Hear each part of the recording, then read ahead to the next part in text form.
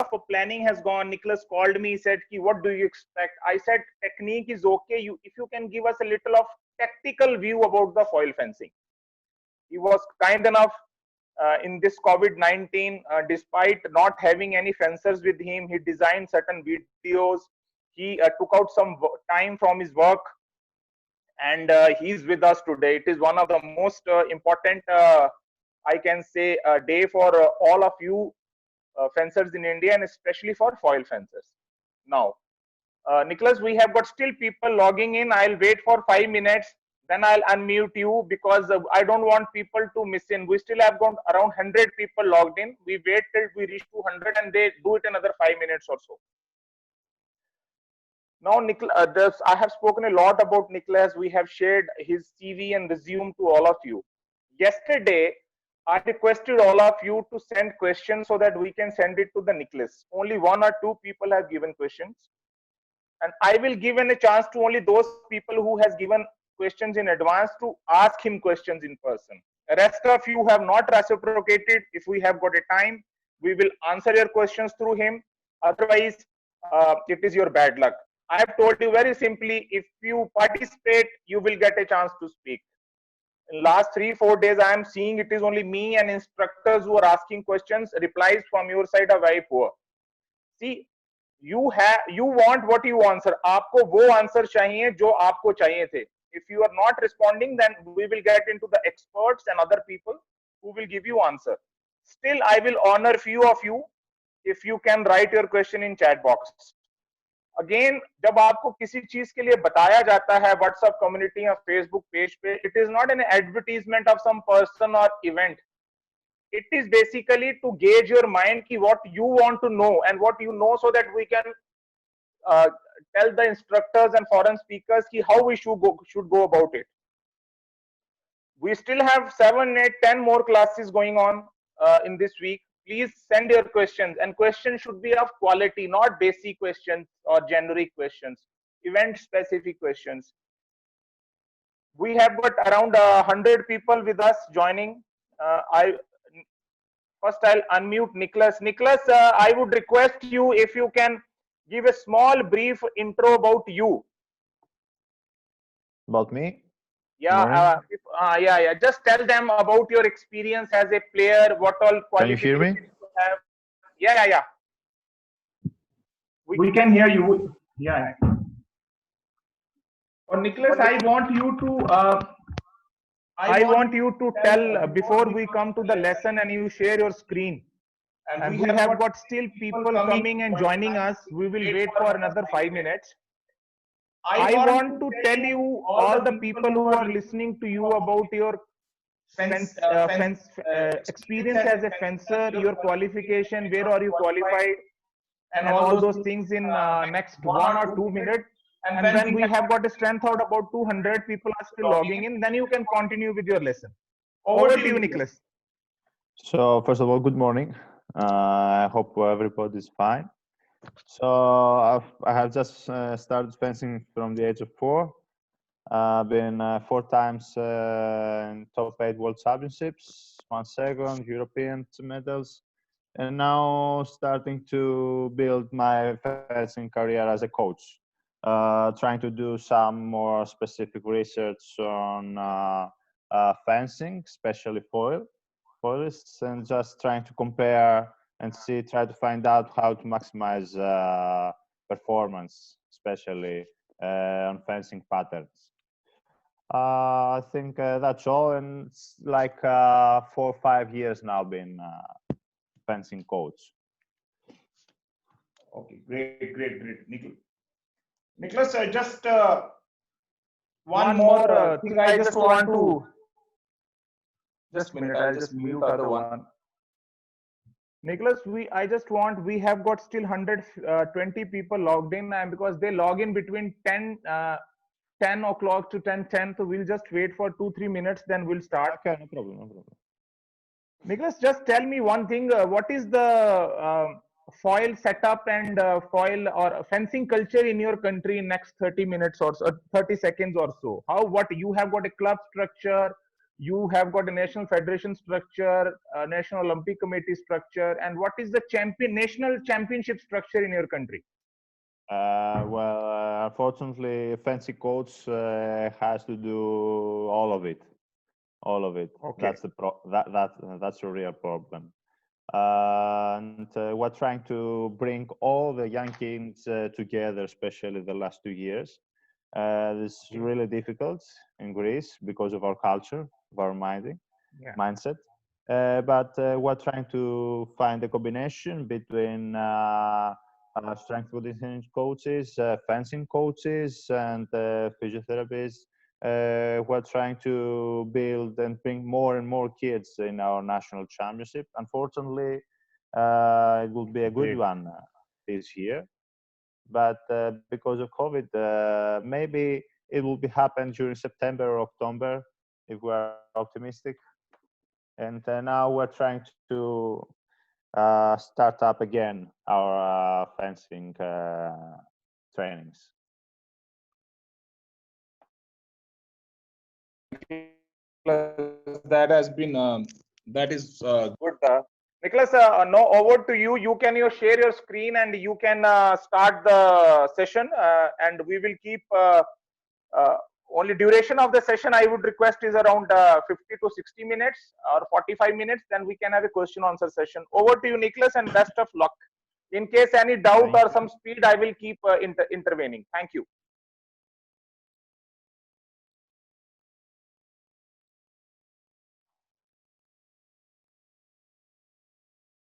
So, may I start? Start? Yes, yes, please, please. Okay. First of all, we'll talk about tactical analysis in foil. Just a little fast, we will see what it needs before developing tactics. We will talk about the tactical sequences that a fencing lesson should have. And we will see four kind of fencing personalities you may have and you may develop to your fencers, and how you will deal with it if you deal with such an opponent. So, as an introduction, we will see what matters first. It is the distance. It is always these two questions: keep the distance or control the distance. The right answer is control the distance. Why? Because first of all, it includes the tactic of keeping the distance.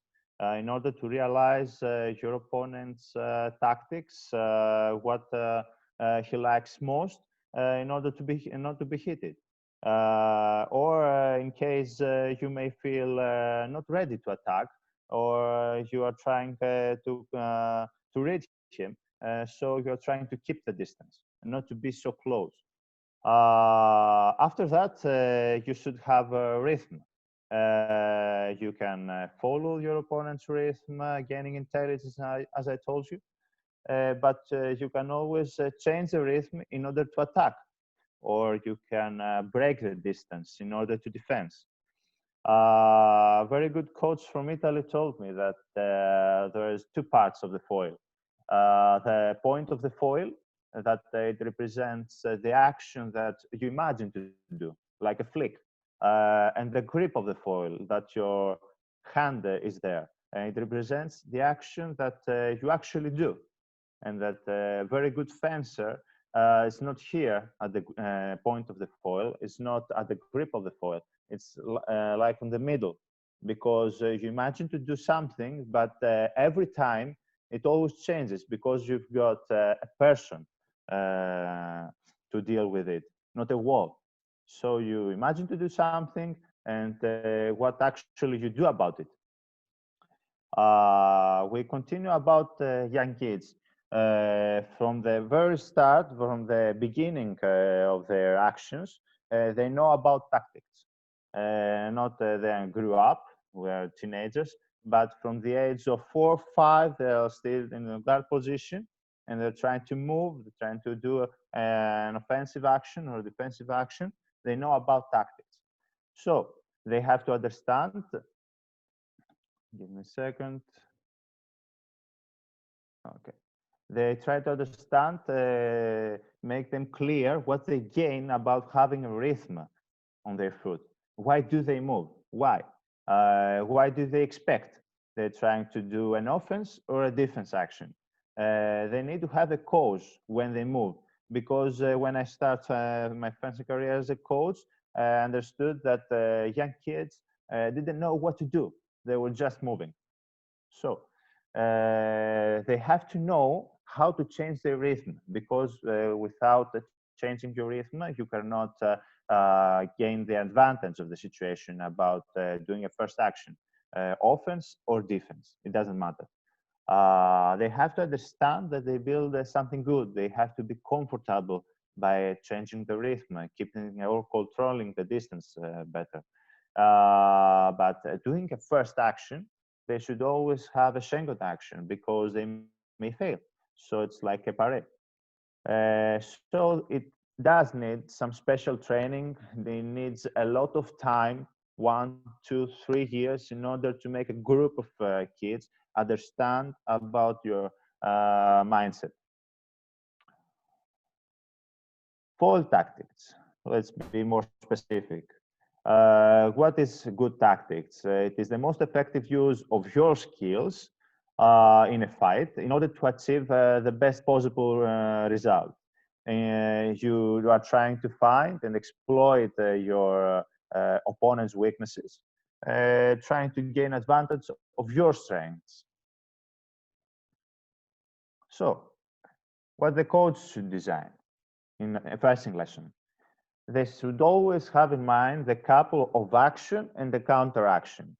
For example, will not be so specific. I will give you my mindset. So if you learn a direct attack, there will always be a parry post or a defense with distance, a counter attack, a point in line before the start of your attack. If your opponent does like a parry post, what you should do? Before your action, it should be a compound attack in order to avoid the parry of your opponent. Or if you miss to avoid it, what you should do? You should counter parry post.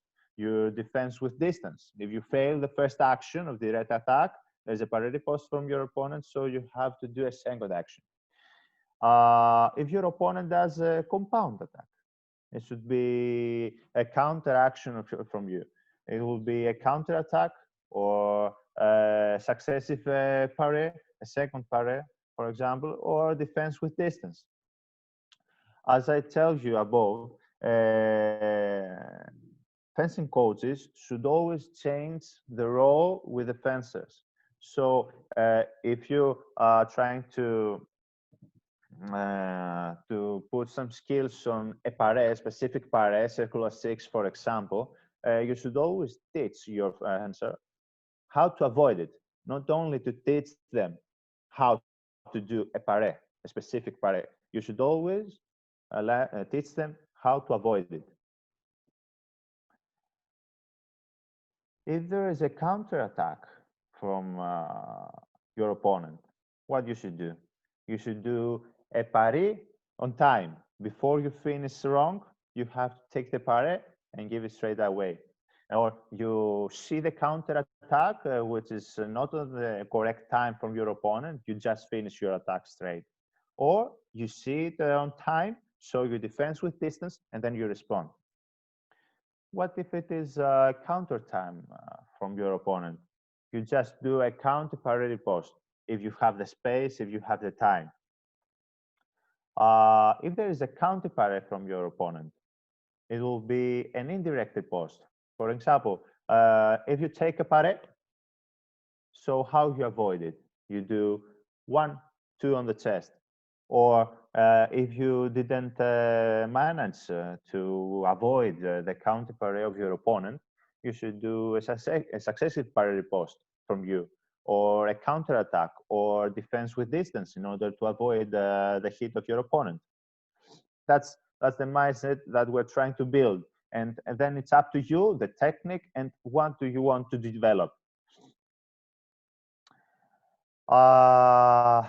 It is the most important part when you do tactics on a competition.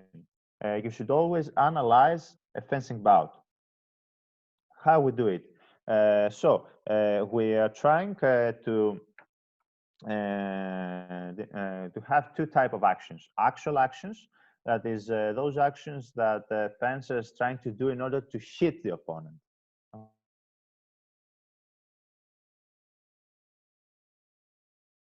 Okay. What are those movements? It is the movement of the feet, of the weapon, separately, all together, in order to start an actual action. It is maneuvering. It is hindering your opponent's actions. It is creating false impressions about your intentions in order to exploit their weaknesses. Preparatory actions are the most important part on this one. Another discrimination of type of actions, it is between first intention actions, intentions to hit immediately, like a simple attack, and second intention actions. It is movements with the intention to make the opponent react to our actions in order to perform another second thought. For example, you do a short attack in order to make them respond, and then you take a second parry riposte. That's a second intention action. We will see further how we will put them all together in order to deal with some specific type of fencers. Another discrimination between type of actions, it will be between premeditated actions and partly premeditated actions. What are those? The first ones are the actions that you have planned before the pre-alley of your referee, just because you know what to do. You know your opponent. You have read him. You have analyzed the way he fences. But in a high level of elite fencing, you always trying to do premeditated actions, but you have a person, as I told you, in order to compete. So suddenly, during the end of your action, fencers see the opponent's movement, so they change their movement. They change from the chest to the stomach, from flick to down. Okay. Also, we have some types of fencing. A lot of kids, and a lot of fencers feel the fight. Okay, they read opponent's intentions. There is the experience that plays a great role in this situation. But for me, it is a good start. But in order to become an elite fencer, you should always have premeditated actions, first and second actions. How you do it? You analyze the hits before the fight, having some videos. During the fight, from your side, from your fencer coach side, you see that something is not going good. Like you always attack, but you cannot hit your opponent. So I have to change. I have to defend. I have to do a second intention action in order to provoke him to come. So I will make a parry riposte. Those fencers are in the better position to anticipate further developments, as I told you, and adjust their tactics. There is a long-term positive effect on this. As I told you, high-level fencers are fencing like this. They feel the fight, and they are doing premeditated actions. It is the third type of fencing. They combine, they are both demanding on the opponent. It is a low-level fencer. They will just feel the fight. They're fencing against a high-level fencer, a high-ranking fencer. So they have to feel the fight and always analyze what they do in order to know what they will do in their next action. As I told you, you have to understand why you won or lost a hit. During competitions, we will see four tactical types of fencing. There is continuously attacking fencers who are trying to maintain priority in order to attack and score as many hits from the attack. They push right on the back line. You can imagine Italians. Okay, they are always going forward, always pressing you, always trying to attack, taking the priority. Second, we have maneuvering attacking fencers. They are always trying to move offensively. They change the rhythm. They are aggressive fencers, adapting this kind of fencing. They are willing also to give the priority to the opponent in order to create better opportunities. They are like to push you, but they like to be pushed just on the middle of the piste. Thirdly, we have maneuvering defending fences. This is the most tricky part. They are most difficult to deal with because they have a very tough defensive style, but they can always attack. They can always attack. That's why they are the most difficult fences to deal with. They're trying to attack by provoking and making the opponents to do a lot of mistakes. So they are trying to do first actions on your first step.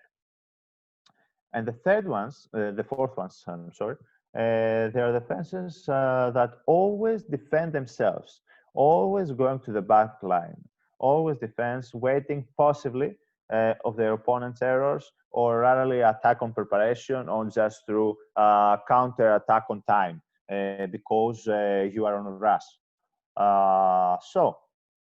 We had very good research with Mr. Cholakis that is going to teach you about the EP session. We had research about offensive and defensive efficacy among male and female foil fencers during 2017. We had analyzed the final and semi-final bouts of all international FIA competitions in male and female. What did we do? On the left side, you can see we have separate actions, preparatory actions and actual actions. What we mainly analyzed it was the actual actions of the fencers. What do they like to do? Attack or defense? The top level, the top four. Only the winners, only the winners. We tried to analyze their profile. So, what points? If they did attack, it was for them, the hit against them, or they just missed.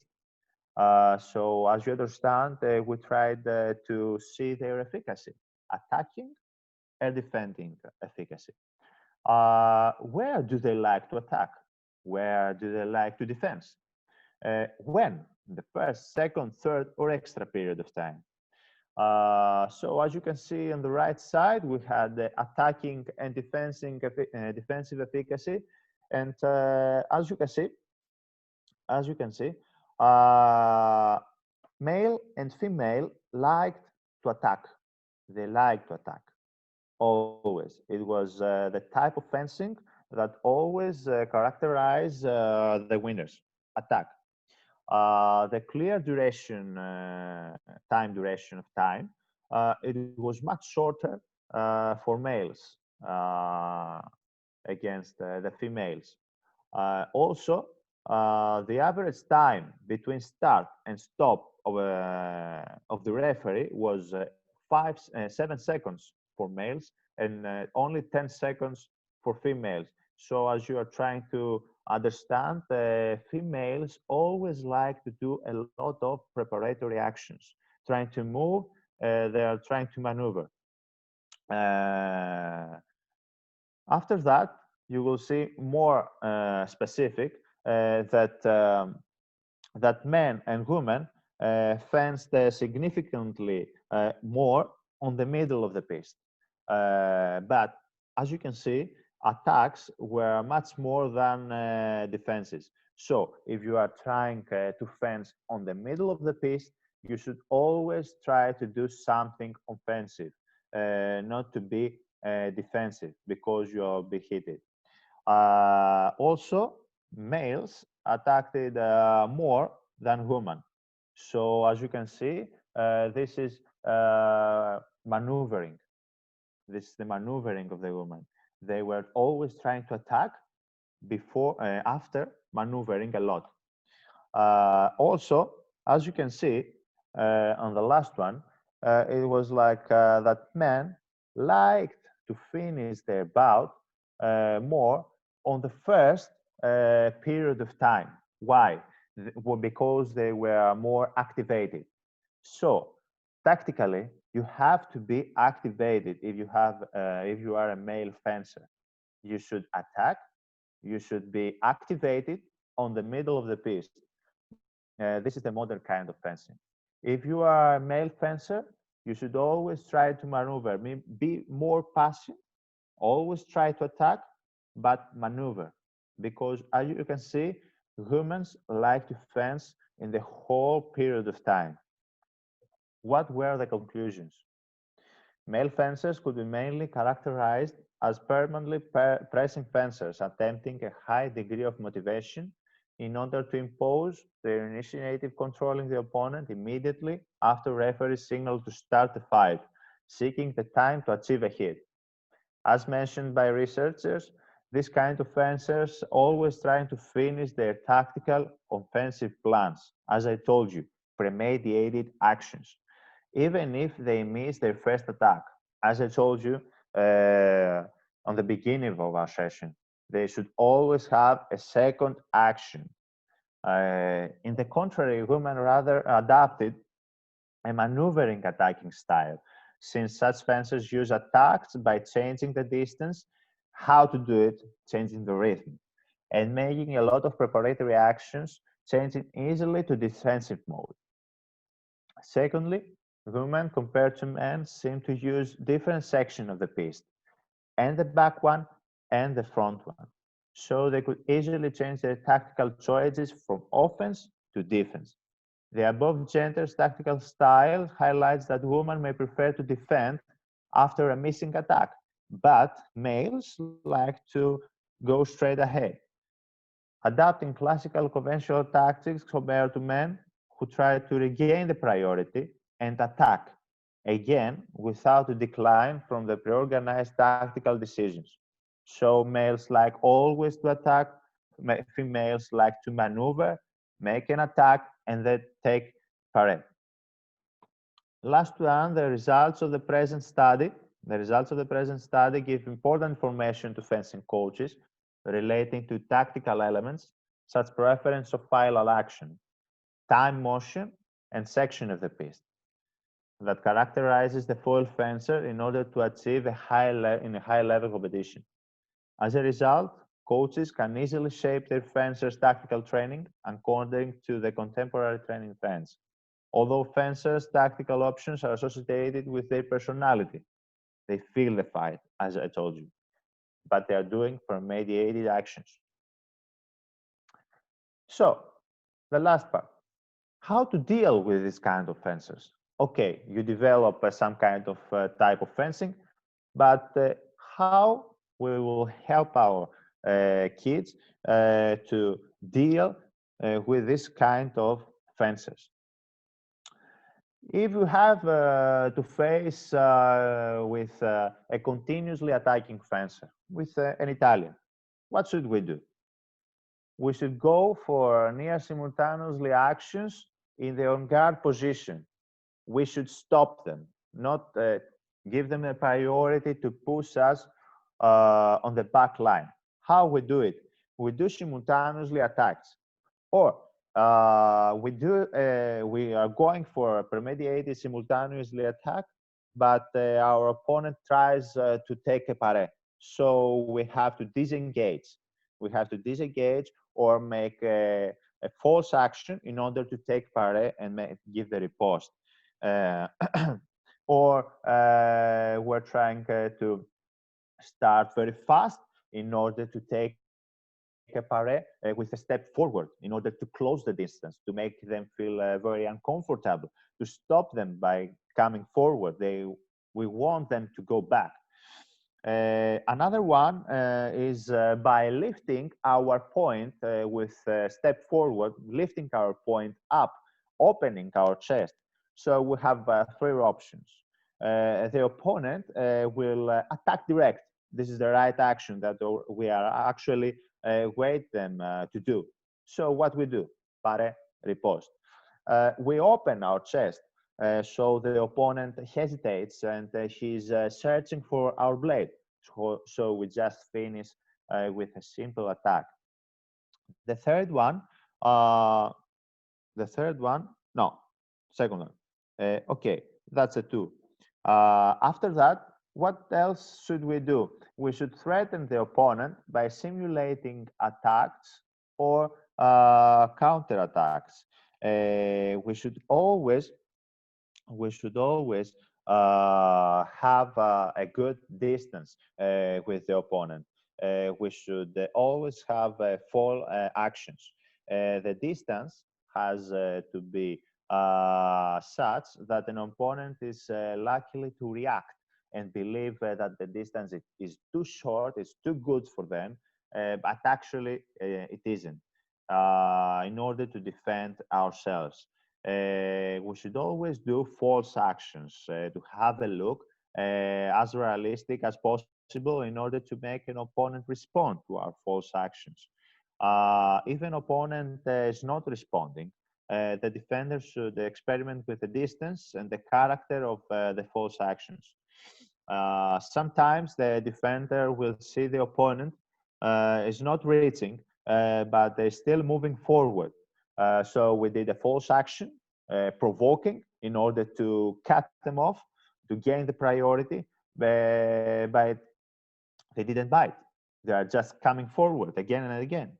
So in this case, we should search for the blade. We should change the distance. We should break the distance. So if an opponent stops in the time when we break the distance, if the opponent stops, we just gain the priority, we go forward. If we go to the back line, we're just trying to get initiative, but some bit on the blade. If an opponent refuses to react to our false actions, what should we do? Then the defender could look for the blade. This is the last action that we should do, only on the back line. So again, one more is point in line. Before they start their attack, we just point in line. Why? If the line is presented aggressively while maintaining a threatening distance, not a short one, not a large one, it is likely the attacker will quickly realize they have to deflect the blade to get them away. So this is the right situation to disengage or to beat the blade and come forward. Another one, as I told you before, is breaking the distance. This makes it more difficult for an opponent to feel the right moment to attack. Is it now? It was before? It will be after that? They don't know. If you just breaking the distance, not going just forward, forward, backward. You need a good footwork for that. That is the strength coach's job. So, what can we do when we break the distance? We can attack after increasing the distance. For example, we go back and then we're coming just forward very quickly. Second one, when decreasing the distance, the fencer should quickly open one sector, as I told you before, in the simultaneous reactions. We should come forward, open our chest. So what should we do? Pare, riposte. They will always finish their attack, this kind of fencers. So we open our chest and we just simple pare and riposte. We should always, if we do feint movements by moving backwards, it can be effective. If the opponent believes that the defender will continue moving back, so he believes that we are going back, back, back, back, back, back, back, and we're just coming forward. If the fencer increases the distance and the opponent speeds up because he's in a rush, okay, so we open the distance and he's just running. What should we do? It is a very good occasion to take a swapping paré against the opponent or just make a counter attack on time. Secondly, how to deal with maneuvering attacking fencers. We should make the opponent to defend and reduce their maneuvering. They like to maneuver. They want to maneuver. They want you to be on their rhythm. So we have to stop it. We have to make them defend in order to feel very uncomfortable under those situations. Uh, make them to counterattack in order to finish our attack or take a paré. Because they like to attack, they like to maneuver in order to attack, most of the times they don't take a paré under these occasions. So they are always counterattacking. So how we will do it? We can do it by wide openings, as I told you. Open your chest, or with multiply actions, or on their blade. They will for sure make them feel so uncomfortable by beating their blade, gaining the initiative, get them back on their line. So they will do counterattack. They will do counterattack, so you finish your attack with a simple action, or you just taking the paré. Third one, you can do second intention actions by making false attacks. A false attack, what can provide you? It can provide you information about the kind of thinking, the kind of reacting of this kind of offenses. You gain intelligence by this. Another purpose of this false attack is to induce an immediate answering attack from this kind of fencers. So what you should do? You should take a paré from this fencer, just finish straight. In near simultaneously attacking actions between you and this kind of fencers, a false attack with a counter paré with a step forward is very good option to that. Another option is a pointed line, as we mentioned before. In order to counterattack if they just run, or with taking a paré when they finish their attack. Combine false and real actions while defending. After false counterattack, you make a clear paré, a real paré.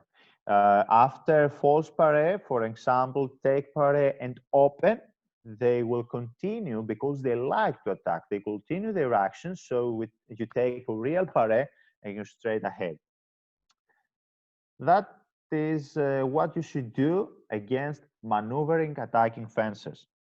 Let's go to defensive fencers, maneuvering defending fencers. This is the most difficult fencers to deal with, as I told you before. What should we do? We should decrease the ability to control the fight. They are moving, but they are not making a lot of actions. They are controlling the fight. We have to reduce it. We have to. Otherwise, we'll be beaten.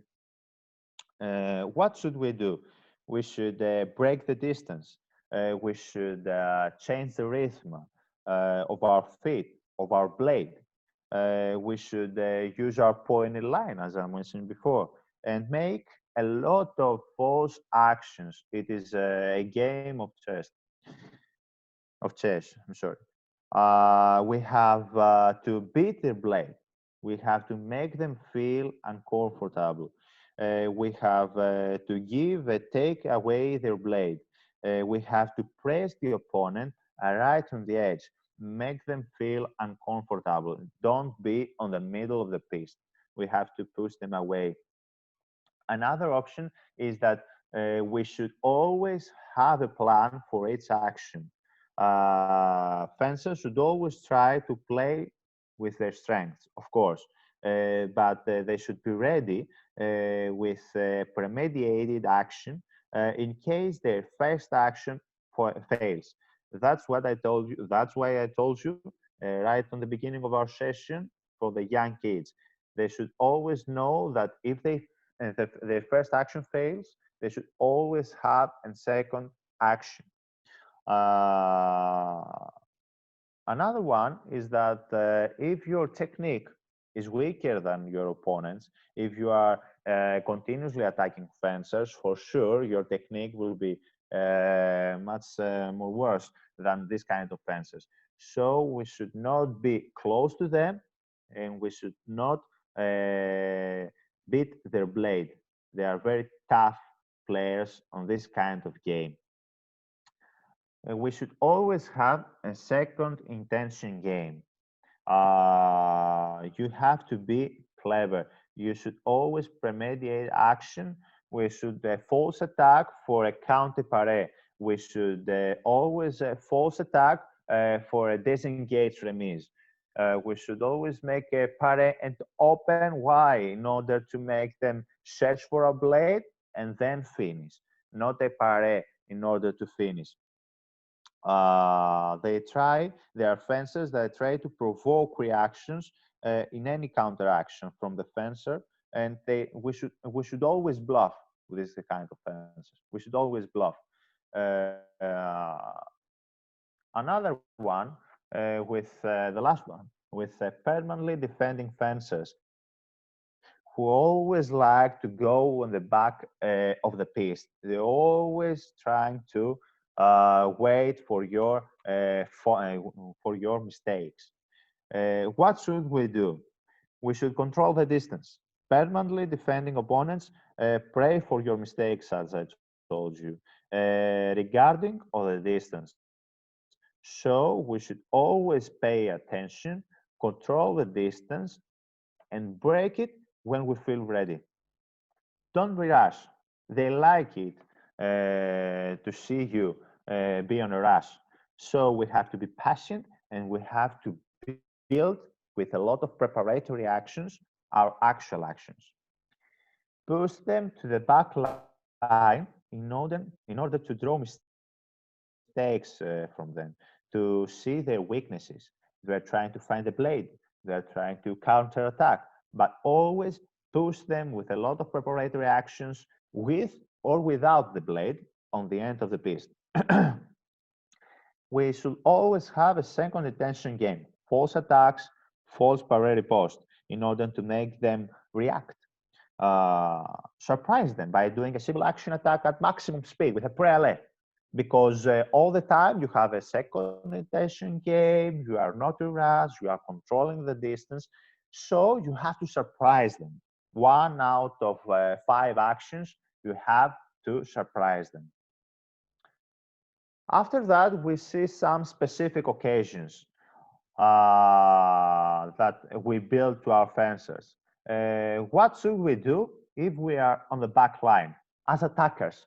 If we attack, we have attack after defender tries to search for a blade or counter attack. Since they are back on the line, they are very patient, they are open-minded, so we have to make them react. We have to make them react like opening our chest like the Italians do, so the other guys search for the blade, so they finish down the arm. And most of all, we have to do a second intention attack, false attack, in order to make them react and take a parallel like circular 6 coupe, circular 6 and low position. What if we are defending ourselves in the back line?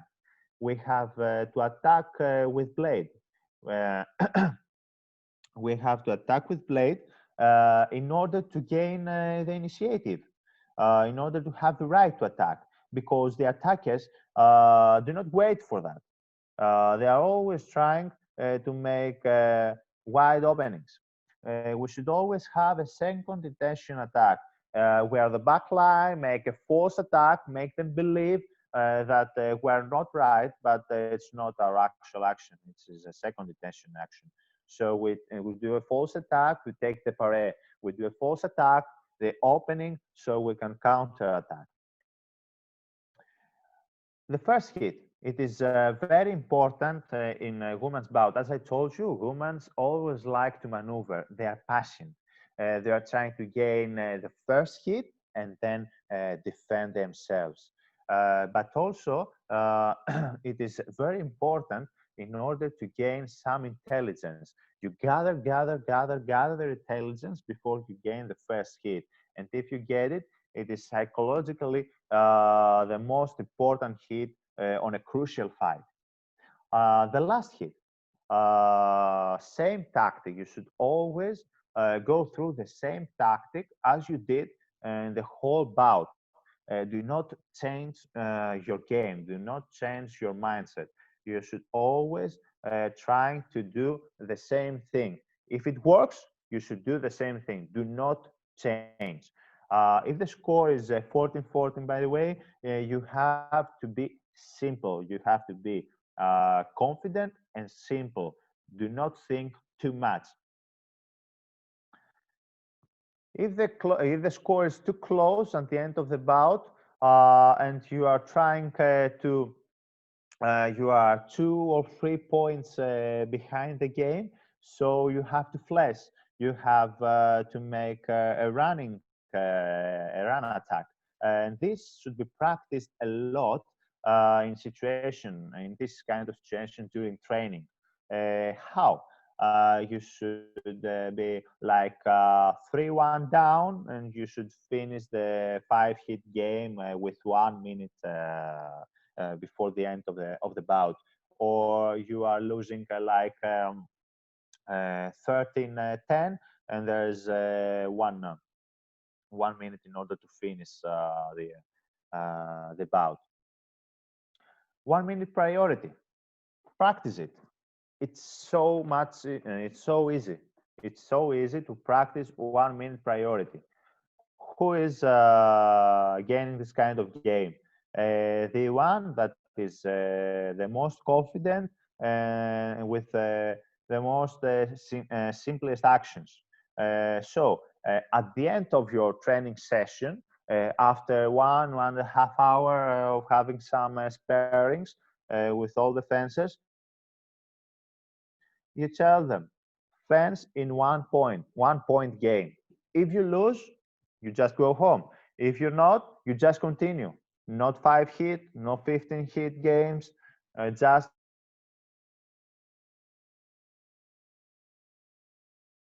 1 point hit. Very good option in order to make your kids, yourselves, confident, finding some simplicity in your game.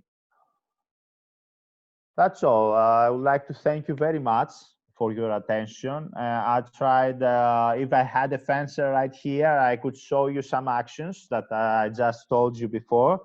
But I tried with a simple presentation to give you my mindset about type of fencers, how to deal with it, and how to simple build the mindset of your kids. Thank you. Thank you. Just a minute. Okay, just a minute. Thank you, Nicholas, it was wonderful. Krishanji, before I come, can you make me co-host there, please? In laptop, I was logged out. Sorry? Krishanji? Nicholas, just a minute. I'm doing it. Okay. Okay,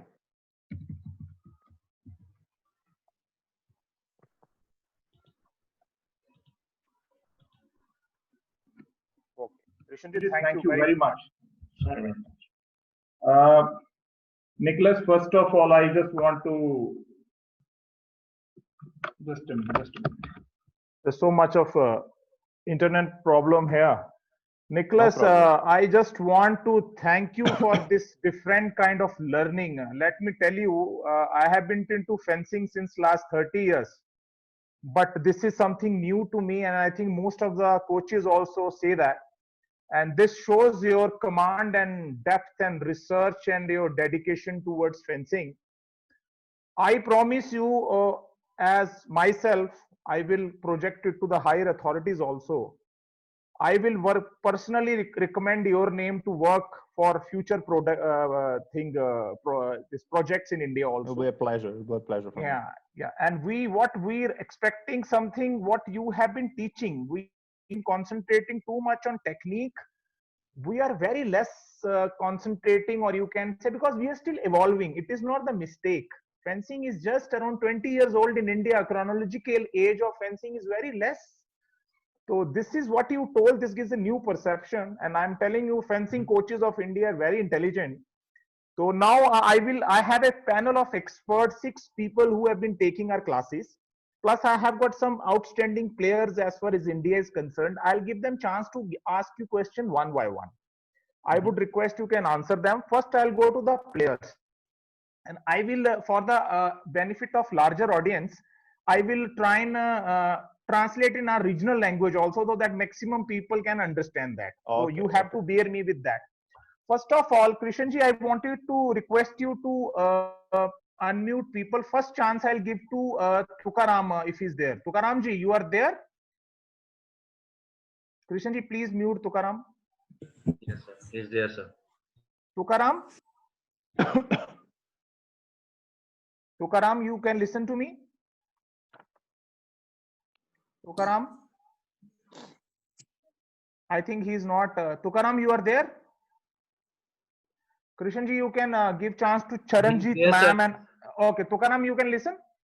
हाँ भैया Tukaram, ask your question to Nicholas and ask it very deliberately. I will say, what is your question to Nicholas? Because you are a foil fencer and you are a foil coach. First 10 seconds, what you have learned, it is something new to you, and your question to him. Just one question, no thanks to cross Nicholas sir. Yeah. Okay. How to improve the control on the point? Okay, I will thank you, Tukaram. Thank you, Controlling Krishanji. on the point. I will say it. Krishanji, you can unmute him. You can mute him. No, Nicholas. The question is how to improve the point in point control in foil fencing. For the just a minute. For Hindi people, जो point control है fencing का, जो Nicholas ने बताया, how you can control it. Nicholas, over to you. Next time coming to Charanjit madam, Anil, Bhavani, Thapa, and Akanksha. Yes, Nicholas. So first of all, it is not a tactical point of view; it is a technical point of view. So you have to pay a lot of attention while building your tactic in order to build your technique. If you don't have technique, you can't fence. You should be patient.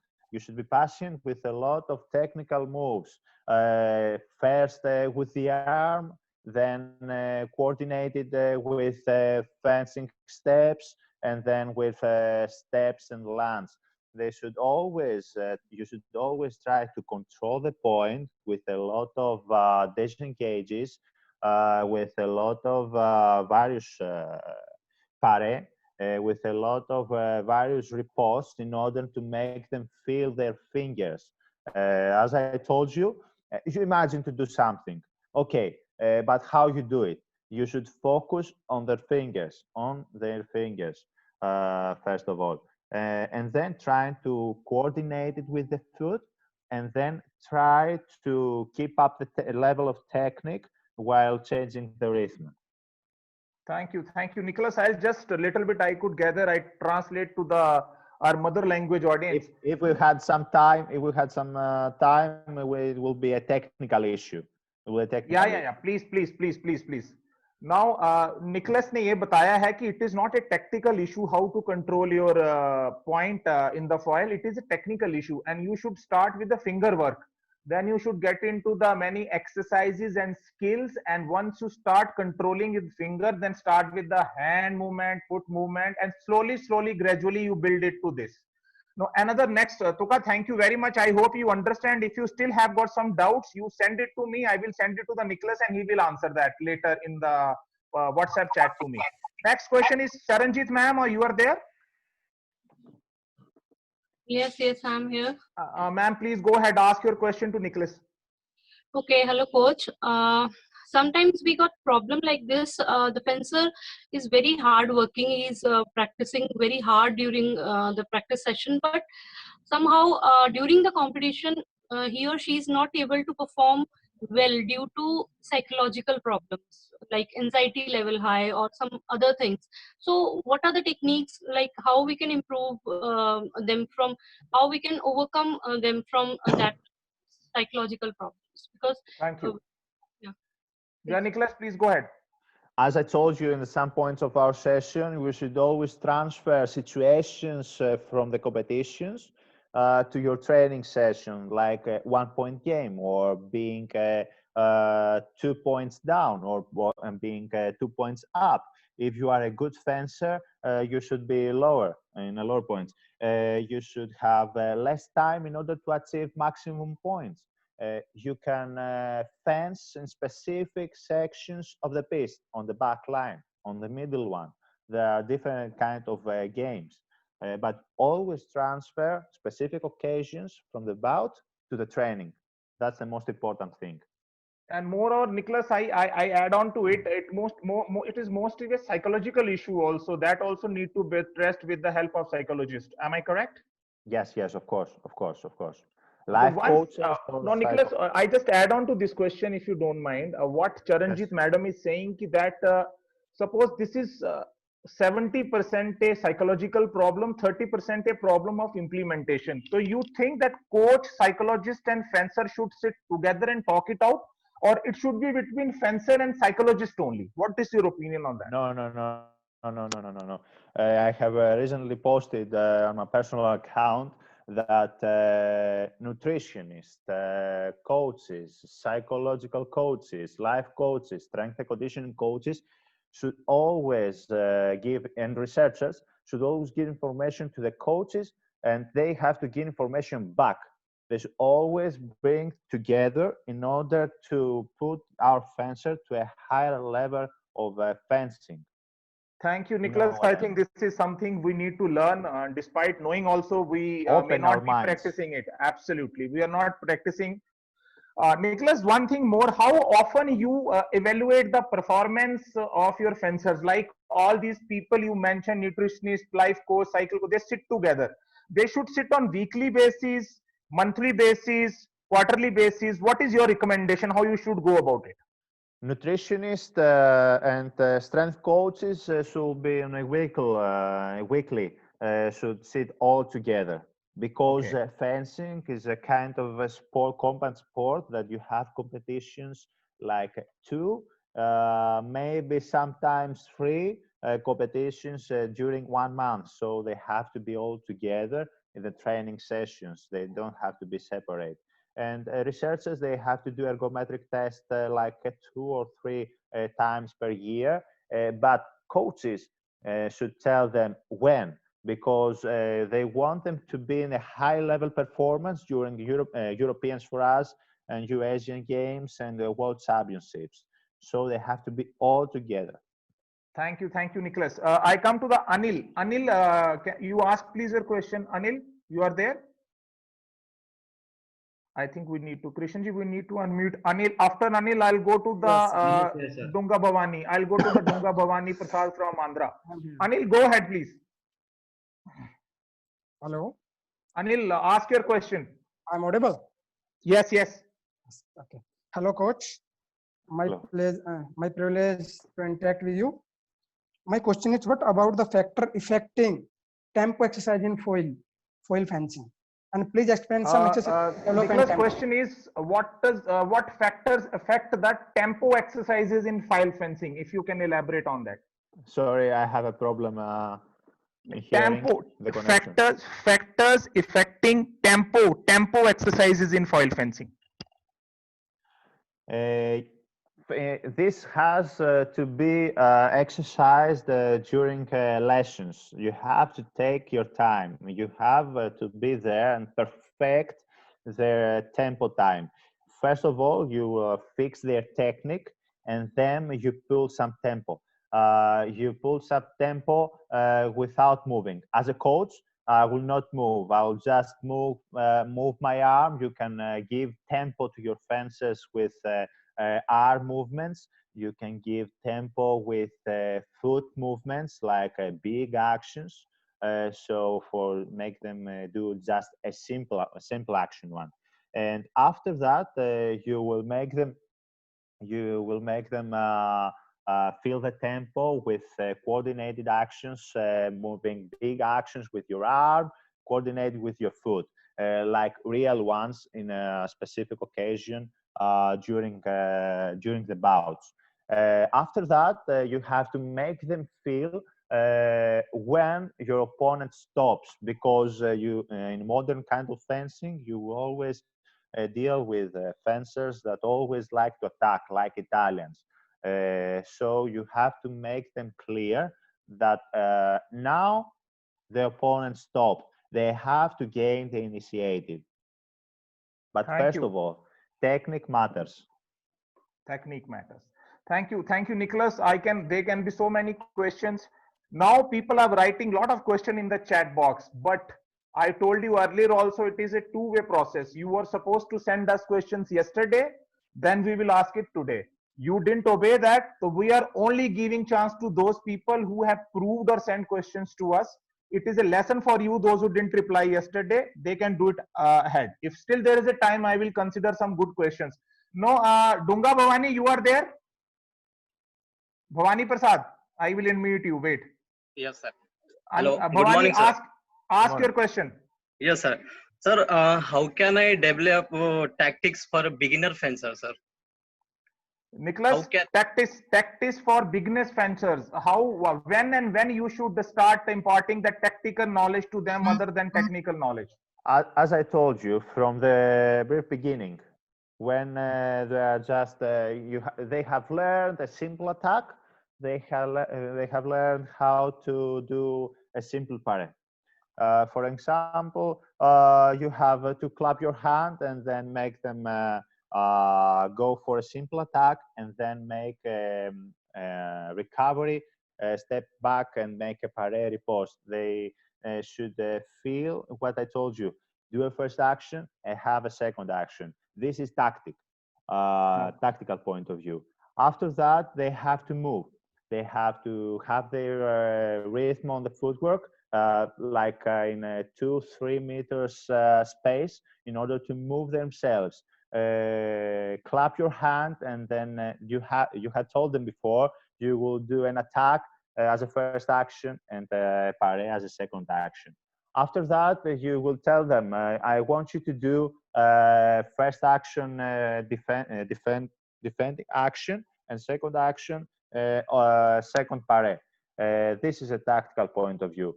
After that, we want them to decide why they move. So, for example, they are moving in this rhythmic way in 2-3 meters of space. Clap your hand and make them feel free in order to decide, I want to do an attack and as a first action, and a parry as a second action. No, the other would like to do the opposite one, defend themselves and defend themselves as a second action too. After that, you have to put them all together with an opponent. Okay, you have there are different kind of games that you could build with small kids, but this is the simplest one, I think. Thank you, Nicholas. We have a lot of questions. No, Roshan Thapa, I will give you a chance. After that, I will come to Akanksha. She has been participating a lot and she needs to be acknowledged. After that, I come to Ibomcha sir from Manipur. First, Roshan Thapa, go ahead. Your question. You sent me a wonderful question yesterday, and you are please go ahead. Good morning, coach. Morning.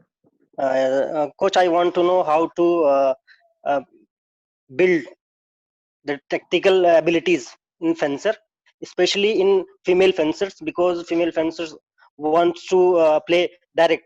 They don't go too much tactical. They only go with techniques. So I want to know how to build tactical abilities in fencer. Nicholas, I just want to reframe the question. As you said that both female and male fencers have got a different zone of playing, as you told in your presentation. They are more aggressive, they are more. So this question is related. The tactical ability should also be built accordingly. Please go on. So as I told you before on our research with Mr. Cholakis, humans like to attack after maneuvering a lot. So they have a lot of great technical level, but they also have a lot of tactical level. They like to maneuver. They like to maneuver not as fast as males. They move slow. But as you can see, they change the rhythm. How? They're breaking the distance. So if you have female fencers, you have to put them their technical skills in a high level, simple actions, false attacks or counter parry. But you should always teach them how to break the distance with half steps back and then come forward, half steps with provoking their point and then coming back. They should always having this kind of game. They move, as you can see in a lot of YouTube videos.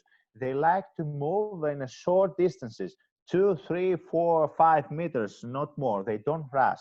They like the technical skills, but also the tactical ones. It's a combination, I would think. Thank you. No, Akanksha, I'm unmuting you. Please go ahead with your question. Akanksha Sabarwal, go ahead. Yes, sir. Good morning, sir. Yes, go ahead. My question is, I did a research on the sports competitive anxiety test on 3 sports, and one of the 3 sports, fencing was there, and fencing was having the highest anxiety level. I just want to ask that what should be of initial importance in planning. It should be psychological planning, it should be the nutrition, or it should be performance. What should be at the initial importance for a coach and for a sports performance? Thank you. Nicholas, you understood the question? No, because the voice was too low to listen. I will say it again. She is a researcher, and she has done research on 3 sports, and fencing was one of them. She said out of the 3 sports, she found anxiety level of fencers very high. Anxiety level. You said that anxiety should be treated with the complete nutritionist, psychologist sitting together. But she's saying, is there anything a coach can do to control the anxiety level as a beginner level, or what level? What is the coach contribution in controlling the anxiety level? The findings depends a lot to the other compared sports, first of all. Because if we had a track athlete, of course, the anxiety levels are too low against a fencer, because in fencing we have an opponent. We have an opponent that they change their mindset. They are evolving, not bout to bout, but after competition to competition. So if I face you now, you will be another fencer in the other competition. So that's why the anxiety levels are too high in fencing competitions. So in the other question, all together should sit, as I told you, they have to try to combine their knowledge in order to make fencers feel comfortable. As a coach point of view, as I told in a previous question, we should always transfer situations, occasions, specific occasions from the competition to training sessions in order to make them feel comfortable. Because if we have just pairings, 15, 5 hits during a training session, but it's okay. We come in the competition, we face a fencer, there is a specific occasion. I lose the fight. I'm 5 hits back. What should I do? Have I do? If I didn't do this, if I don't train it during my training session, how I will find solutions, how I will deal with it. It is a new occasion for me. So that's why I feel so anxiety. I have to feel anxious during the training session. I have Great. to push myself during the training session in order to be comfortable during the competition. That's the work of the coach. Great, great answer, Nicholas. There is a beautiful thought. It says that you should train yourself so beautifully out of your comfort zone that the competition day is the easiest day for you. Of course. Okay, Nicholas, I'll go ahead. There is another question. I can't get that personal line. It says, is it good to give lessons to girls as same intensity and speed as we give it to boys? No, no, no, no, no. It has to be with much lower speed. It has to be on a lower speed. But the most important thing is not actually the speed. It is the change of direction with the change of the velocity of your foot, of your arm, of your point. It's not actually the speed. Okay, great. Thank you. Now I go to the Ibomcha sir. Ibomcha sir, I'm unmuting you. Please go ahead, ask your question. Okay, yes, sir. Please. Okay, good morning, sir. Yes, yes. Please go I question. want to ask one question. I have some confused. We are giving the training for beginner and advanced. Okay. Which kinds of method would apply to give the lesson when we are giving the advanced fencer? Okay. Nicholas, question goes like that he is one of the best coaches we have got in India, and he's teaching people of all levels, beginners, intermediate, and advanced. His question is that he has to specifically design the lesson for all three, and especially what he should keep in consideration when he's working with the advanced fencers, he should keep prolonging their saturation point. Please. Sorry, I didn't catch the last one. He said like that most of his fencers are advanced fencers. So they get saturated at certain level because of the techniques, because they reach a peak. How to extend the peak of their performance in lesson every day? Well, we should always try to train their strengths. Of course, it is a difficult issue if you are a coach training the low-level fencers and advanced fencers.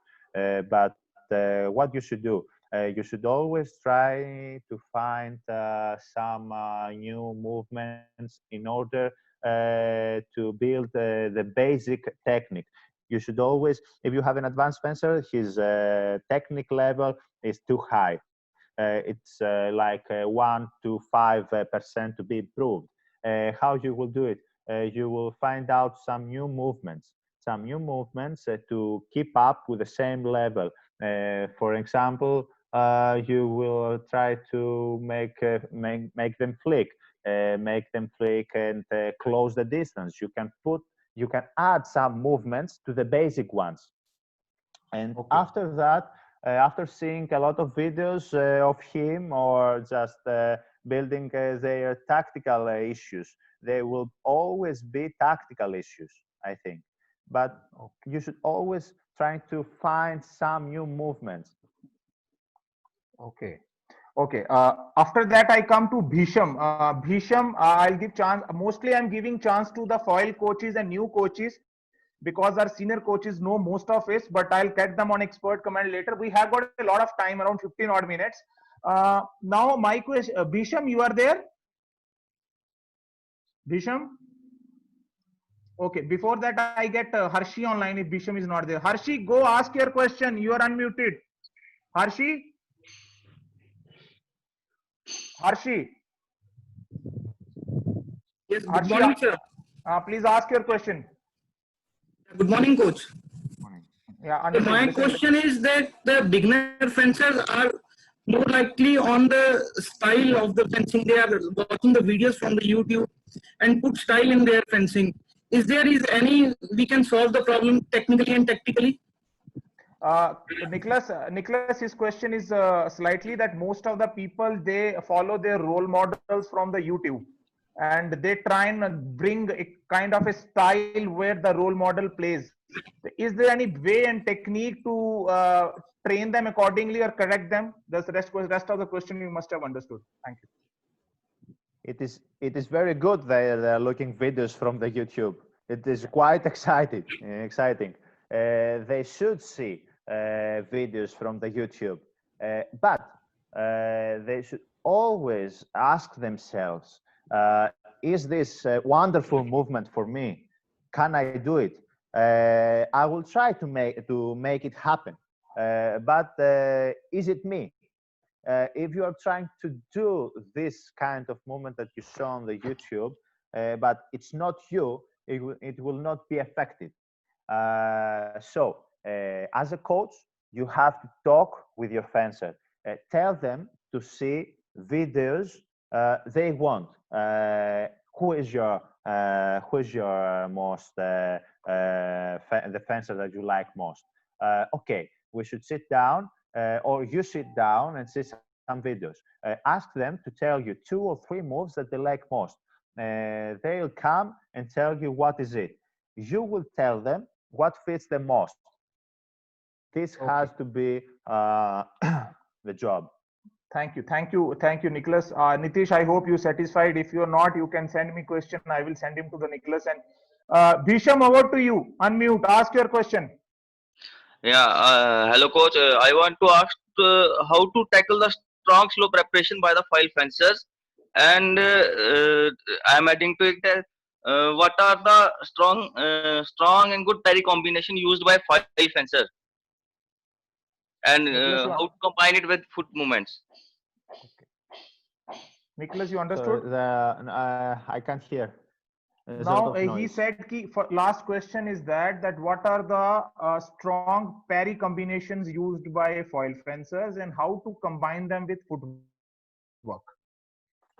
Foil with footwork combinations? Question is that what are the parry combinations to be used by a foil fencer and how to combine them with footwork? First of all, you have to learn new pares or the basic ones by remaining still. You have to put a high level your point technical issues while remaining still. After, by moving backwards. After, by doing consecutive pares while moving backwards. That's what you should do, gaining intelligence about making pares. It is a technical issue. If I had a fencer, I could show you right now, but you should start from the basic ones. Fencing seems to be very complicated, but it is actually very simple. If you see high-level fencers, they fence really simple.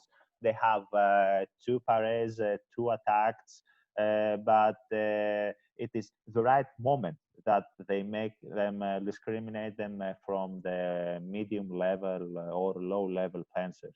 It is the time that they actually doing their actions.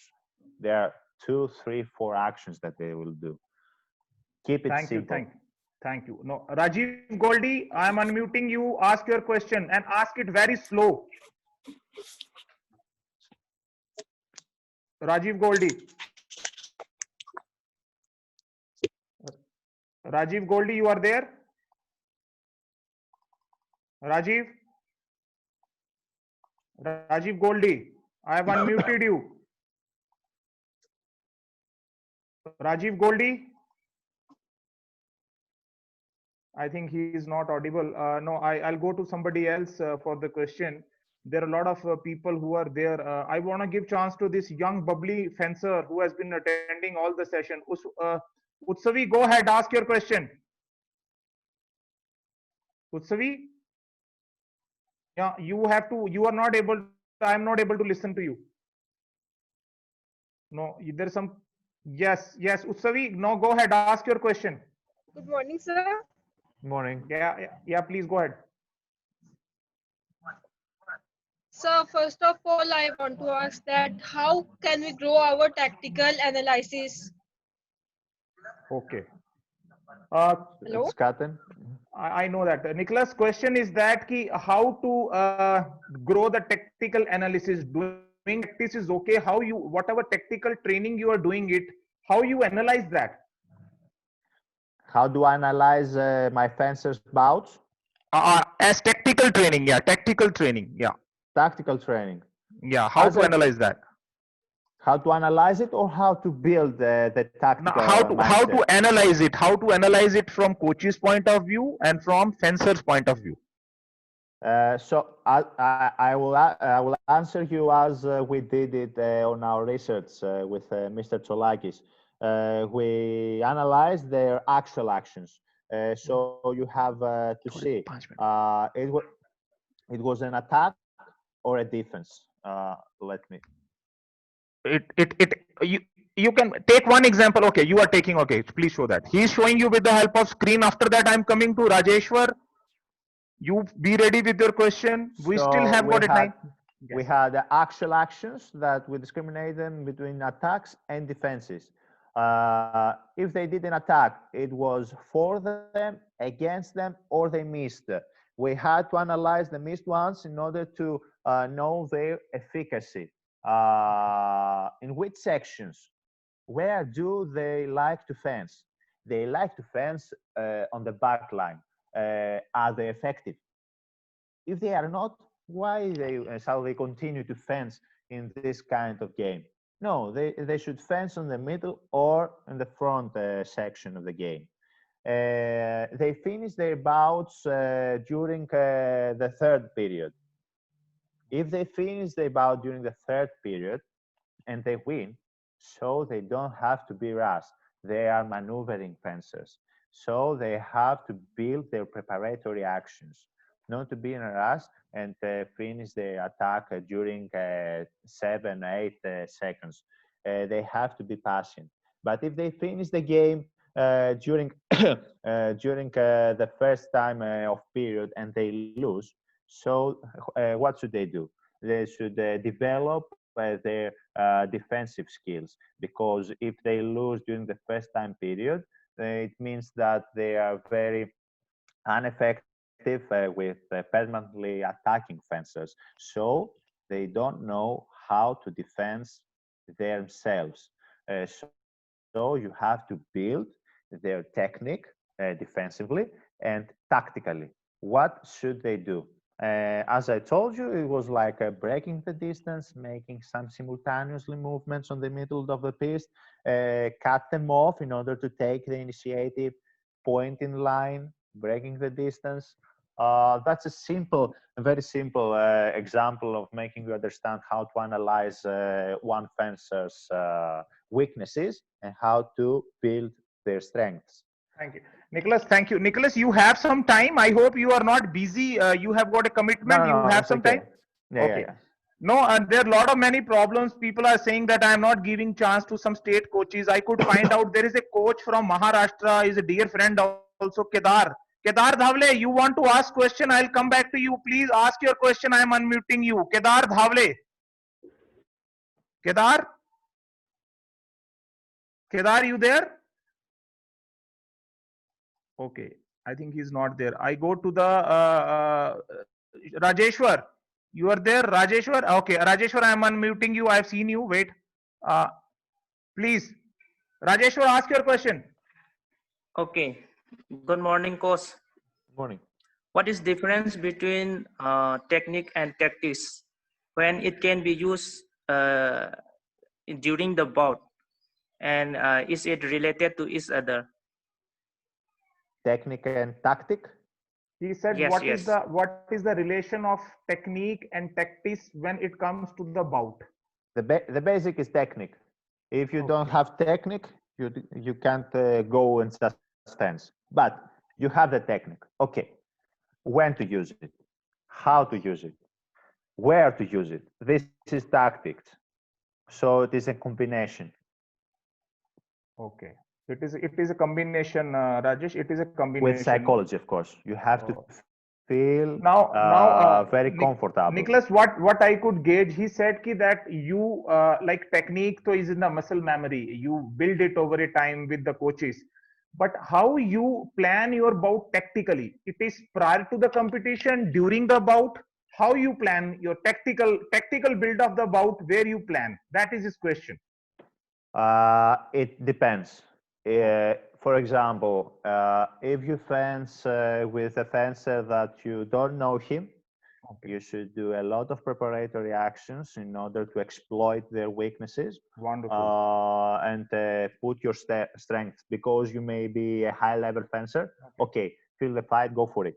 But there are a lot of examples during FIA competitions that you could see low-level fencers beat high-level ones because they felt so comfortable and they just lost the fight because they didn't pay attention. So you have to pay attention on your preparatory actions. You build your tactical issues during the fight because you don't know the fencer. On the other hand, you know the fencer. You grew up with him, you know him for 5, 10 years, I don't know how many. So you know how to fence him. He knows how to fence against you. So you build your tactical actions before the bout, since you know him. But as I told you, he knows you, you know him. You may have some tactical preparations, but you build your tactics also during the fight because he is involving. Okay, thank you, coach. Now I coming to the Radhika. Radhika, please ready with your question. After that, I'll go to the Mehndi Hassan from Bangladesh, Arup Kapali from Nepal. Coach, we have got people from 5 countries watching this from South Asia. Now I will take you to the national champion of foil, Radhika Avati. Radhika, please ask your question. I have unmuted you. Radhika, can you listen to me? Radhika, I think she's not there. Okay, I'll go to the Mehndi Hassan. You are there? Arup, I can see you. Ask your question. I'm unmuting you. Arup Kapali. I'm not able to unmute him also. Some problem. Okay. I will go to somebody else who can ask the question. I go to the Bhanu from UP. Bhanu, please ask your question. Bhanu, ask your question. Bhanu? Okay, she's not ready. Mandy, please go ahead with your question. Mandy, I've unmuted you. Mandy, go ahead. Mandy, wait, I am unmuting you. Yes, go ahead with your question. Please go ahead. Yeah, hi Nicholas. I have a simple question like if a fencer's fencing with a new fencer like he's very aggressive kind of like usually fencers what do if I go for attack he go for parry, but if the opponent is not doing fencing simple things but he go for something else or he's not I cannot determine what he gonna do, then how to analyze that kind of fences. Nicholas, the question first of all, Mehndi Hassan is from Bangladesh. I haven't given them enough time to frame their questions. So his question, what I feel is like that, that how to play with an awkward fencer who has got a different kind of technique. Though most of the people, they give up in front of an awkward fencer. So can you answer that? Thank you. You have to take your time. Since you know he's awkward, you don't have to be in a rush. If he's awkward, so his technique is not too good.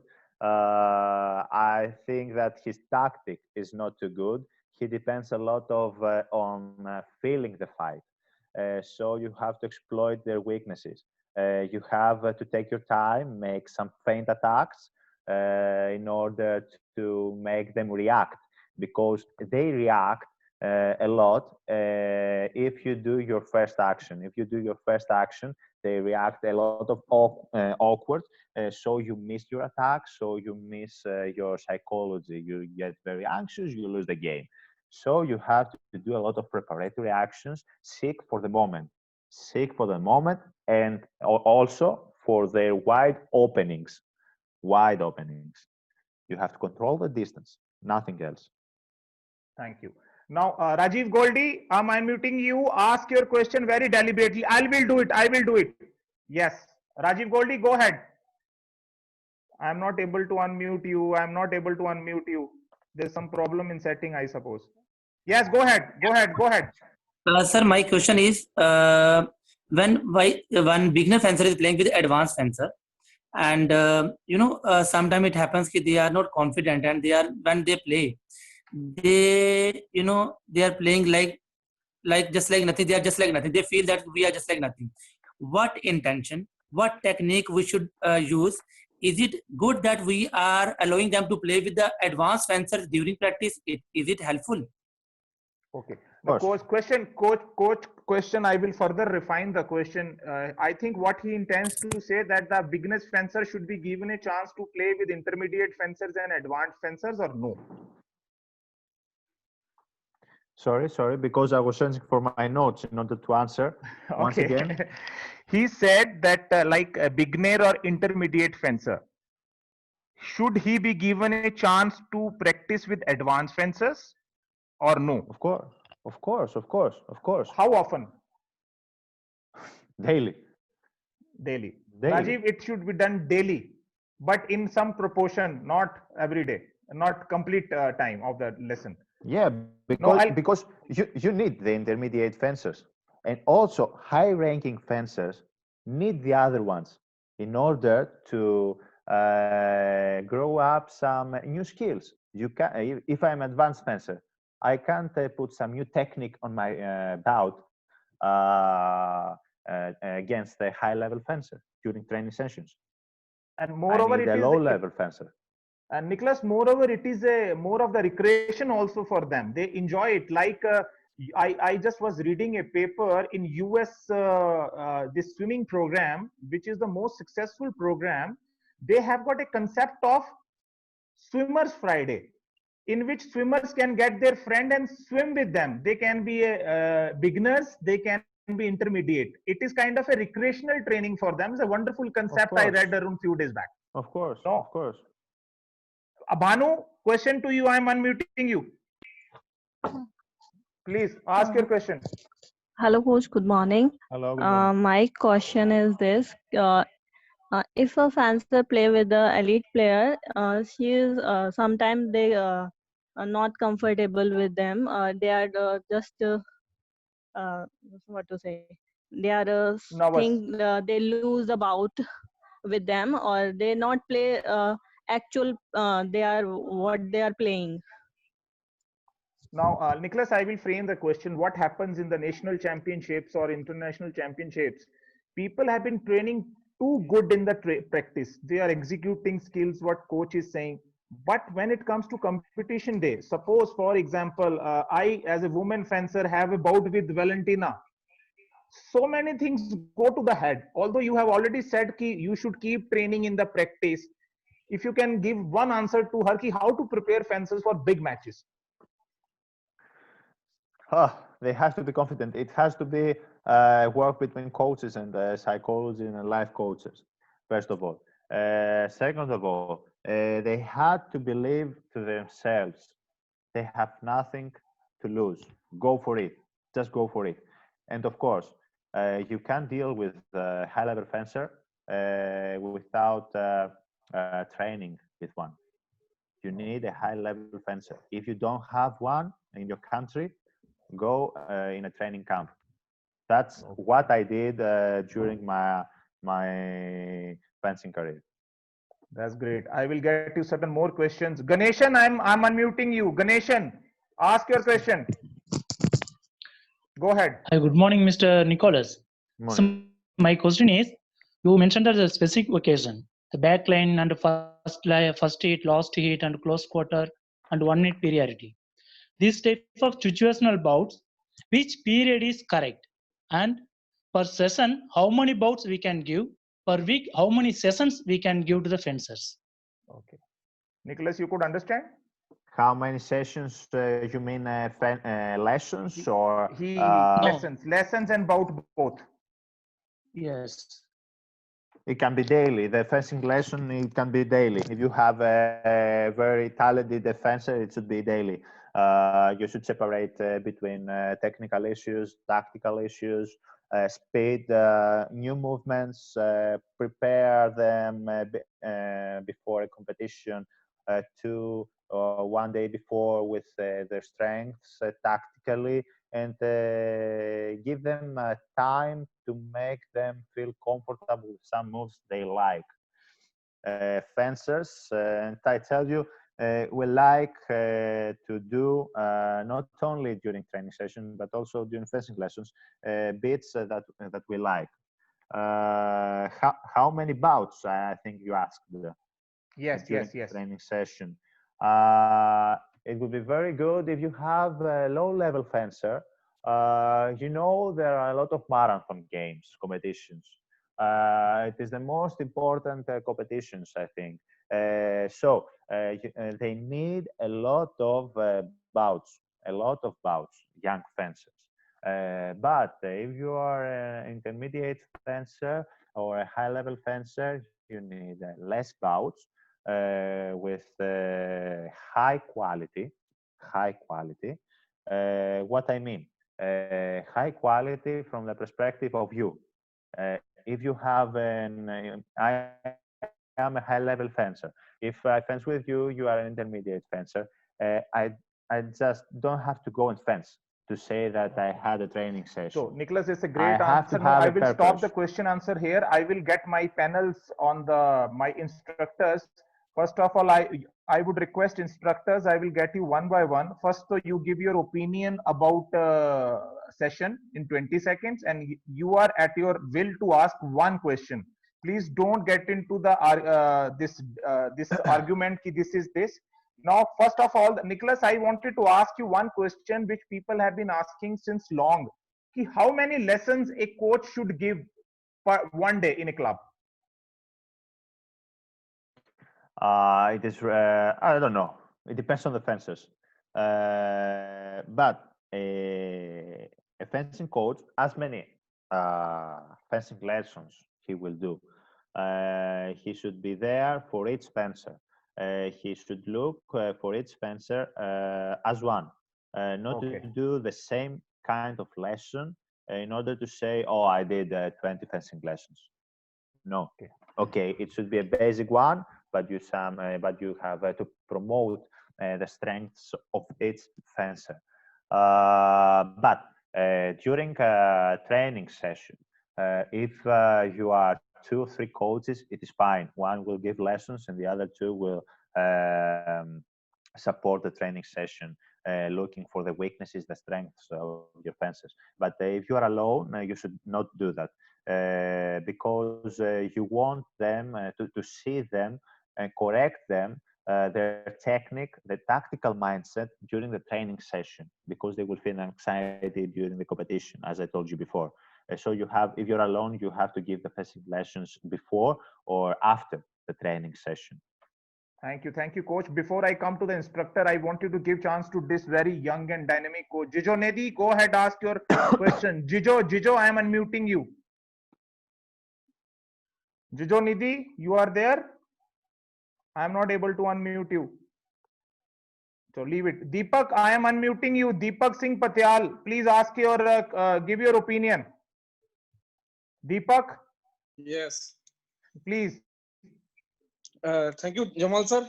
And thank you, Nicholas. It's a very useful lecture for Indian coaches, fencers, and very nicely explained, good contents, and very nicely step by step explained.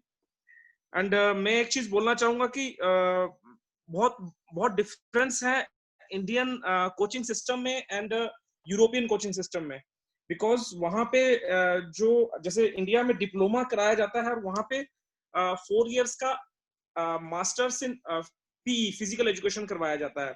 तो एक मैं बोलना चाहूंगा कि एक वैसे ही coaching में difference आ जाता है जब हम 4 साल की मास्टर डिग्री करते हैं और 1 साल का डिप्लोमा करते हैं. बट जो मुझे अभी पता चला है कि हमारा डिप्लोमा का भी जो NIS डिप्लोमा का भी सिलेबस है उसको रिव्यू किया जा रहा है तो I think it's a very useful for Indian coaches, जो फ्यूचर इंडियन कोचेज हैं उनके लिए भी काफी अच्छा रहेगा। जो रिव्यू, ये जो दोबारा सिलेबस को रिव्यू किया जा रहा है, ये अच्छा रहेगा। बट जो आज का लेक्चर था वो बहुत अच्छा था एंड बहुत यूजफुल था फॉर फॉइल फेंसर्स, कोचेस, इनफैक्ट सभी फेंसिंग प्लेयर्स के लिए एंड कोचेस के लिए। Thank you. Thank you, Deepak. Now, Nicholas, what he was saying that in India, coaching degree is for 1 year, but in your country or in European setup, it is for 4 years. Hence, we are trying to revise that our coaching system also. Both, and I always appreciated this personality of yours. Thank you very much. Now, I'll come to the another instructor on the panel. Let me see. Mohit ji, over to you. I have unmuted you. Thank Over you to very you. much. After that, I go to Rashid. Am I audible? Yes, yes. Thank you, Nicholas, for a wonderful lecture. Very enlightening. My question is, you have told about attacking fencer. You have also told against a defensive fencer, maneuvering fencer. I want to know about how to deal left-hander fencer. A fencer who is left-hander, and a fencer who is short height, and a fencer who is long height. Tactics against short height fencer, long height fencer, and left-hand fencer. Nicholas, you got the question? Against the left-hander fencer. You are a left one or a right one? I'm a lefty. No, he said ki what is opponent is lefty or righty against the left-hander fencer. Lefty to lefty. So I'm a right hand and you are a left one. Yes. Yes. Okay. It should be difficult because our points are much closer than dealing with a right one, for example, at the same hand. So you have to control the distance much better than with the right one. There are two options. You can have your point with the outside line or with the inside line. If you defend yourself, you have to be on the inside line. Okay. On the inside line. While defending. Because you know where they will go. You know they will go. They are trying to go from the inside. You have Inside to have to a outside. very good technique. So we'll go from the under the hand. You go for a undercut. So they don't have space. If you have a very good on guard position, they will go from the low one. Also, it is a very good option defensively in order to counter attack. If they are on rush, they are doing big movements, they are opening their chest. If you are attacking, you have two separate occasions. You can be from the inside or from the outside. It depends on the personality of the fencer. But as I told you on the results of our research, you should give lessons. It's not something unusual. You should give lessons with the right hand and with the left hand with your fencers. That's what I do. Because in the first beginning, I was seeing fencers asking me, what should I do? What should I do? It's the left one. Okay. Do more fencing lessons. It doesn't matter. If they know how to deal with them, it is fine. They feel comfortable. They don't ask you. If they come ask you, they will lose the bout. Yes. They will lose the bout. But the most important is, I told you in the beginning, the points are much closer. You have to control the distance much, much better. And what about tall height fencer? Tactics against tall height fencer and short height fencers. If we fenced against tall fencers, yeah, they don't know how to coordinate themselves. But as we can see in modern fencing, a lot of strength and conditioning coaches made them control themselves and having a very good coordination. So they are much difficult to fence against them. So you have to control the distance. If you see, for example, a Korean guy against Chamberlain Watson, you can see them breaking the distance without coming so close, making them feel uncertain about it's the time to attack or not. It was before, it was then. So you have to control and break the distance and coming forward with the beats on the blade if you are a short one. You need the Thank you, beats. Nicholas. Thank you, Kosa. Thank We you. have got two, three panelists more. I Thank you. wanted to get them online Thank you. before we got.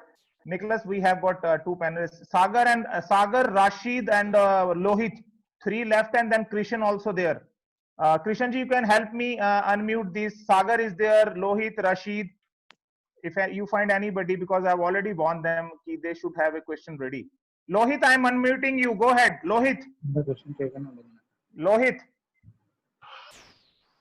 Lohit. Sagar is also there, sir. Now. Okay, Sagar will get after Lohit, then Rashid, and then Ashok Bhai Sahab, then you. Lohit, go ahead. Good morning, coach. Firstly, I would like to appreciate your lessons that you showed today, because these are something that we need to incorporate because we are. Can you speak up louder, because I can't hear? Yes, can you hear me? Yes, now it's better. Okay. So I was telling you, well, firstly, I would like to appreciate that you're bringing out the importance of analyzing tactics. So, we are lacking in, analyzing the skill sets of the fencer. Okay. Here, what we do is we mostly analyze fencers on, the results of the competition, which is correct. But we try to mix fencers who have trained for 1 year and also fencers who have trained for 4 or 5 years. The senior level and the junior level fencer who are in the same category. Okay, so most of the time, what we do is we see the same different skill set of fencers in the same competition. So how do we gauge, or how do we analyze the skill sets of fencers based on technique, tactic, or feel of the bout or fight that you explained? Is there a chart to analyze these things? Yeah, So the question is that analyzing the tactical choices of fencer between high level and medium level fencer during a bout. That's yes. Yes. Yes. It is not. You just have to see. Just To put some results exactly as we did. That's a question. Yes. That he said, is there any software chart, something where you can make a record of the skill and tactical analysis of your opponents you have been playing? Is there a method in Madness? We haven't yet found something like that. We just analyzing and all of the coaches, as I've asked, just the actual actions of the fencers. But you can go with a fencer separately. For example, you can see your fencer who is a medium level fencer, but why is he a medium level fencer? You tell that. Maybe another coach will feel that he is a low level. Another one that's I don't know how to say. For example, if he's in a top 64, he is a high quality fencer. If he's a low ranking, he's a medium one. Okay, but you will go separately to your fence. The results from the analysis about analyzing is that against the high level, it is that against the medium level, the results are Nicholas, like. thank you, Nicholas. We got that. We have got 4 minutes, and we have got 4 people pending on the panel. Krishanji, whom you have unmuted now? Ashok Khatriji. After that, Sagar, and after that, Rashid. And then you can also ask question. Ashokji, please go ahead. Yes, thank you. First of all, Nicholas, lots of thanks from all our India and neighborhood countries, because you have explained very clearly the tactical issues, and especially you highlighted the preparatory actions, their importance, and related to the actual actions. That is wonderful. Thank you. My question is, I read somewhere the lines on the strip can be your friend and your enemy as well. Line of the strips, especially sideline and backline. So how can we use strategically or tactically the line, especially back line, when you are on the back line and when the opponent is on the back line, and as well as sideline. Thank you. Nicholas, you got the question? Yes. Sideline, I haven't discovered that, but as concerning the back line, when we defend ourselves, a simple game is that you put the fencers on the back side, your fencer that you're looking for, then the other one, they are fencing just in the middle of the 5 meters on the back line. They cannot attack. They cannot attack. They are not allowed to attack. They will find some way to defend themselves. So just be patient and take the pare. Just be patient and counter attack, making some feint attacks in order to counter attack, in order to take a pare. They are not allowed to attack. They are not allowed. Also, they are not allowed to another game to search for the blade, because as I told you, if you are an attacker in this occasion, you are you are waiting for the opponent to search for the blade in order to finish. So do not allow them to search for the blade.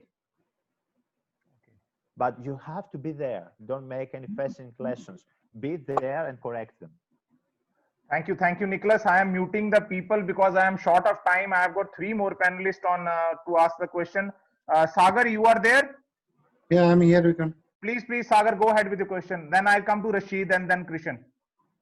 Thank you very much, Nicola. It was a wonderful session where we have learned a lot of new things, new type of preparations, and how to use it in the proper way.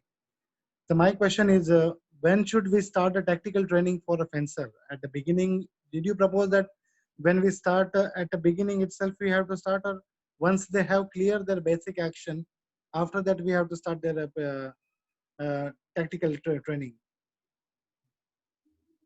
No, as I told you in the beginning of this session, from the brief beginning of fencer, they should know about tactics. For example, you could tell them to make 2 steps forward, double step forward and 1 step back. Why are they doing it? Why? Because they expect to gain intelligence from the opponent. They will attack, so they will make a parry riposte. They will not attack, they will lose the distance, so we will attack. So this is tactics. This is tactics. They know why they move. Simple tactics. I don't tell you high-level ones, but if you don't build the basic ones, you cannot have a high-level fencer. They should know why they move. Great. Thank you very much. A wonderful answer to a wonderful question. Now I come to Rashid. Rashid, Krishan, you can unmute him. Rashid, you are there? Krishanji? I'm not able to unmute him, sir. I'm not able to unmute him. Acha, you can ask your question. I'll try and see it. You can ask your question. Thank you, Nicholas, for wonderful session. I have one question. It is regarding your research paper. I have seen you have done research on attack and other things. I want to know, have you done any research on the physical abilities in relationship with their tactical ability? It means I want to say that whether these people, those who are very good in physical abilities, they are good in tactical abilities also. Have you find any relationship between their tactical execution with their physical preparations?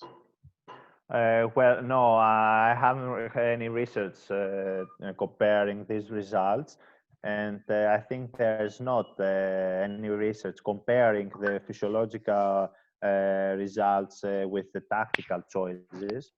But there are a lot of papers, I think, for épée, foil, and saber. Researchers who is researching the physical abilities between a little and novice fencers during competitions, and fencers who promoted the second day of qualifications against the other ones who eliminated.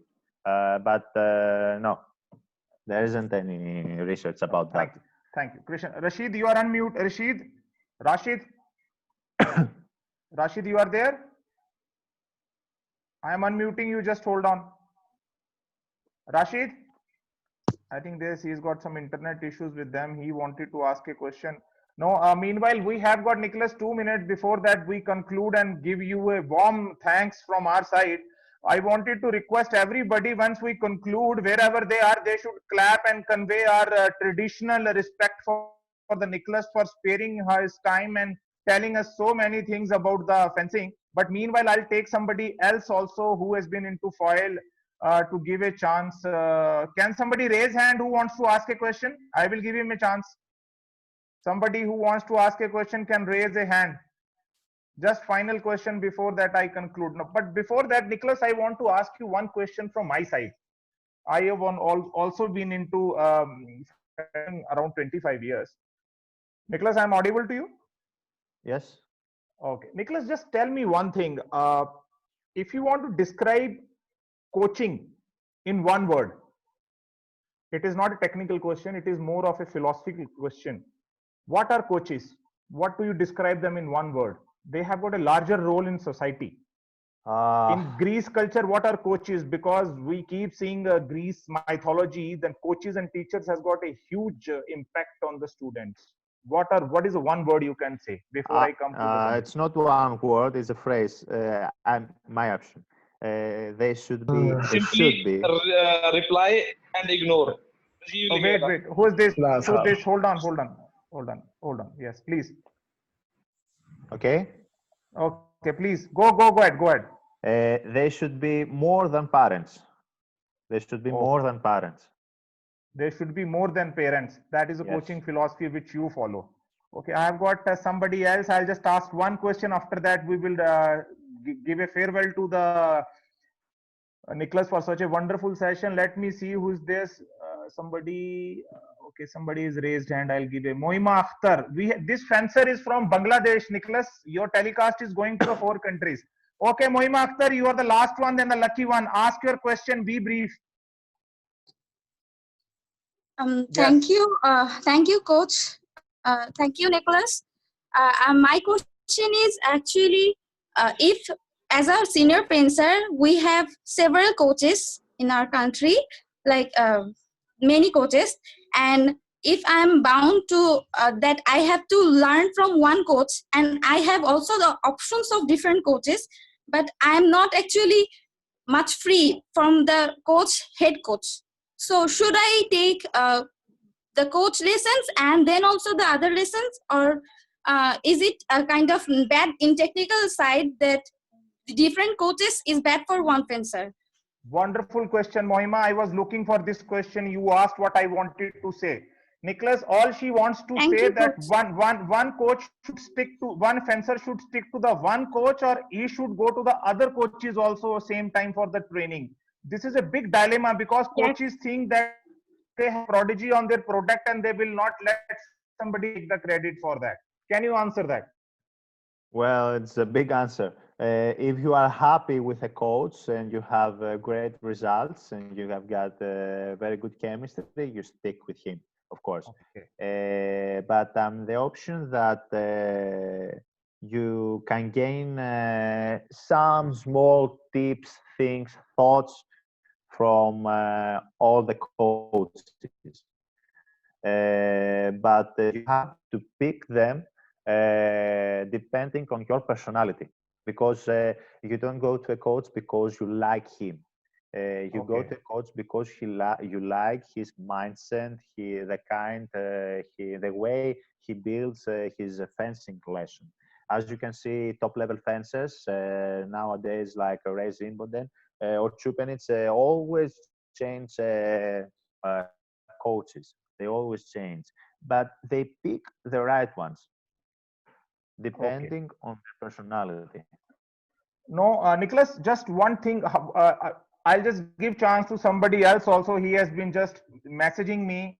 Jijonidhi, I'm coming to you. But Nicholas, tell me, what is the importance of recreational games in fencing training in a week, and how often you should do recreational games, and what are recreational games one should do? After that, I come to Jijonidhi, the last question.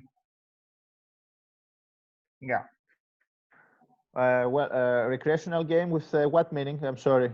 Like you do a cross training. Sometime you take fencers for a game of football, for a game of in the weekly training program. There is a study from a researcher from Oslo, I think, that yes, they will be. It has been done this week, I think. That they say about this dilemma about sticking to one sport in very young age. Personally, I believe that you don't have to stick with one sport. But because you will build some other technical abilities or some kind of mindset, like it says, that will help you. They will help you to grow up, to be a high-level fencer. Thank you, Nicholas. Now the last question. Jijonidhi, over to you. Ask your question. I've unmuted you. Jijonidhi. Sir. Good morning, coach. Good morning, coach. Go ahead. Sir, my question is, like equal fencers are playing in a finals. Like the score will be 11 all, 12 all, 13 all, 14 all, and their pressure will be more, emotion will be down. They will be down. And can you tell some tactical situation to overcome that? Okay. Thank you. Question is that in the crux of the bout, when it is 14 each or some opponent is continuously scoring, how the tactically fencer can delay the tempo of the opponent who is playing better than him. Sometimes people say that my shoe is not opened, I wanted to chase. Some kind of these tactical things need to be done. Yes, of course. If it is 14-14, it is a different occasion. You have to be simple. We have mentioned that on the session that we did before. You have to be simple, and you have to do what you did, and it was effective.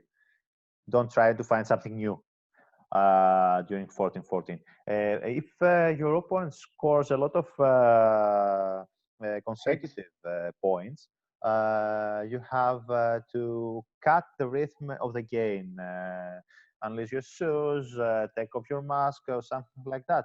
But the most important is that you have, I told that before, you have to change the tactic. You have to analyze the bout. It is you, it is your coach. You can see you attack, but you are being hit. You have to stop it. You have to change it. You may not feel comfortable doing defensive actions, but you have to do it. You have to do it. How you do it? Sometimes, Nicholas, you must train it. Sometimes, Nicholas, people deliberately delay the tempo of the opponent by taking a break, that they have got a cramp, they want a water, or they want to change a weapon. Is it part of the tactical planning? Of course, it is a part. But if you do it, you have to think. You have to think. Don't do it. Don't do it. Have a cramp. You just pray from the God to change the rhythm of the game. You have to think. Yes. Okay, Nicholas. The question related to it. Suppose your fencer has got a very important match tomorrow. The day prior, 1 day prior to the match, what is the equation? It is a coach and fencer only who sits, or you involve other team members, support staff also in the planning? What is your view on that? About discussions with the fencer before the competition? Like yes, it is a very important competition tomorrow, and you need to plan the strategy. It is just coach and fencer, or you should include all in the planning, including other fencers in the team also? First of all, he has to relax. He has to relax. If you do some discussions or you put some strategy, it's not a basketball game. Okay. You have to fence against a lot of fencers. You will not build technique, tactic. Great answer, Nicholas. It was such a wonderful session. I think it can go till evening. There are so many questions are coming. But as our president, Shri Rajiv Mehta, personally called up Mr. Emmanuel, who's also from Greece, the General Secretary of FAI. So he recommended your name, and I am 100% thankful to my president and Secretary FI that he recommended as the best person who I personally feel can help us build our domestic coaching education system and domestic circuit. At my level, I promise you, I will definitely recommend to the higher authorities to have certain more sessions with you. And later on, I will come on a WhatsApp with you and we'll talk about it. I wanted to request everybody to clap for Nicholas for 10 seconds and then please in a traditional Indian way, convey our greetings to him. Please start clapping. And please, please, thank you. Nicholas, this is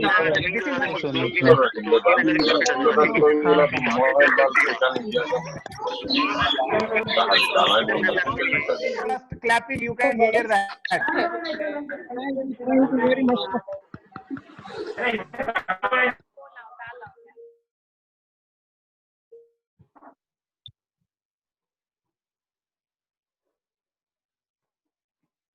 For me, it was in fact, new learning in life. And thank you very much. And we hope to see you again. And please take care in this COVID-19. And it was a great, we not got a coach, but I got a friend also in you. And thank you very much. I'll stay in touch and you can use last 1 minute to convey your feelings. I've unmuted you. Thank you. Well, it's me to thank you. It was a nice pleasure, nice questions, nice Okay. audience. It was I was very pleased to give you my kind of mindset and tactical analysis on foil fencing, and really I hope to this to be continued. It was a real pleasure for me. Thank you, Nicholas. Thank you very much, and God bless you. Take care. We will stay in touch. Thank you very much. All of you are requested to log out. Tomorrow we have a class on nutrition. Be logged in at 10 o'clock. Thank you, Nicholas, once again. Thank you, all of you. Bye bye.